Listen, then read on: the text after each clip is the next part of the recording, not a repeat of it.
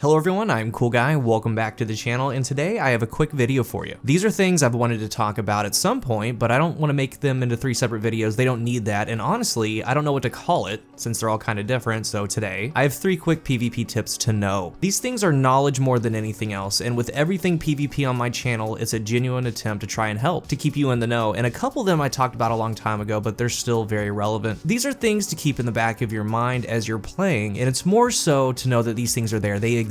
You don't have to do them, but if it works for you, then by all means go for it. The first thing is the strong side of cover, and that starts with the character model. The model has traits. Stand straight, the weapon's in the right hand, the left foot's forward. They favor to the right when they're holding the weapon, and that's anatomical, so when you look at them, this is actually happening on the left side of your screen. When you aim down sights, the head actually shifts and leans more to that side. Since that's how the model is, you can use that to your advantage, and that happens with angles. Take a look right here. The strong side of cover is popping out of the left side. This is because on angles when using cover, since the character does favor the right side and leans to the right when they're aiming down sights, the hitbox actually gets hidden behind the cover. It's a fairly sharp angle, but enough to hide the hitbox, and you can see how much the model sticks out when it's coming from the left versus coming from the right. The main thing to take away from this is always, if you have the choice, if the choice is there, always come out of the left side of cover. When your team is in control and you're holding lanes, let's say they're rushing B and you're holding B down, try to get an angle coming out of the left, or if you come up to any structure that has 2 sides, it's going to be more beneficial to come out of the left. And in gunfights, you can try to hold that angle as long as you can as they try to round the corner to get a better shot on you. Just using that left outside edge, it's kind of a pivot point with your gunfight.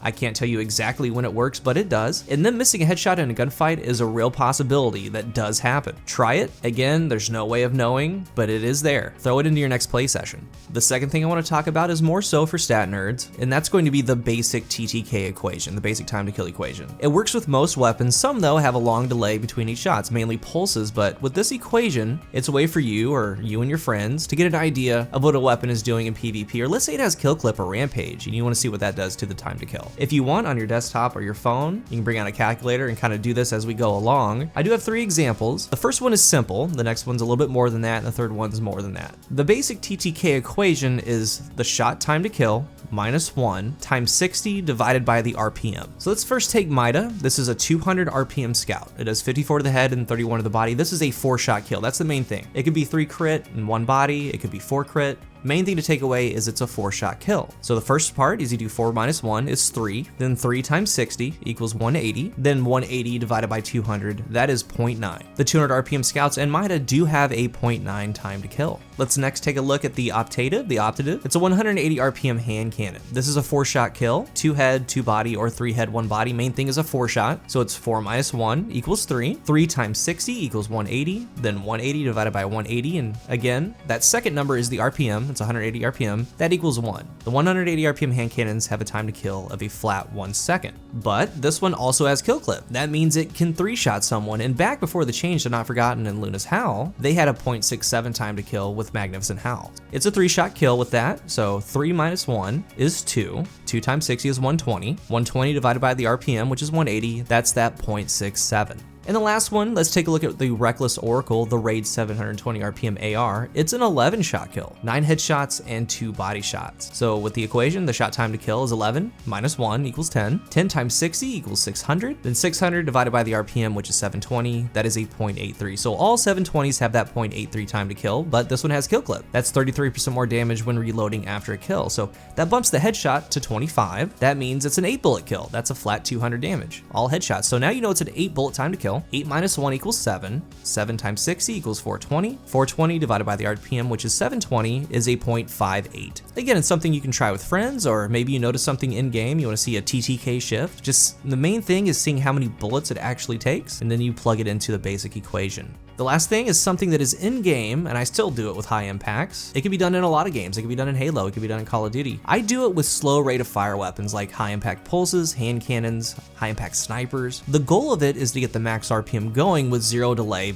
within the first couple shots. You could call it chambering, I guess. And what you do is a quick double tap of the trigger or with your mouse, It works on PC as well. It's a very fast movement, so you hit the fire button, let that button come back to its natural position, and then immediately hold it. That's the second press. And you're holding it well before the second shot comes out, but the second shot does come out because it basically recognizes the input and then does it in game. And after that second shot, you can go back to your rhythm. And it's one of those things you can just try and see if you like it, or go to a custom game or in PvE Patrol and actually get it to work to see if you do like it. And like I said, it works in most, if not all, shooter games. I do like doing it with slow fire weapons, but it can work with ones that are faster than that. Anything that's single shot or even like a pulse, basically not full auto. It can work with a 140 or 150 RPM hand cannon. Again, you hit the trigger or the mouse, you click the mouse, then immediately hit the trigger or mouse again. But on that second time, you're holding it down. You'll see with something like a 110 hand cannon, you've done the entire movement right before the shot comes out. So you're within the delay and the recoil is still rising, but you're just holding down the trigger at that point, then the second shot comes out. It's a very fast movement.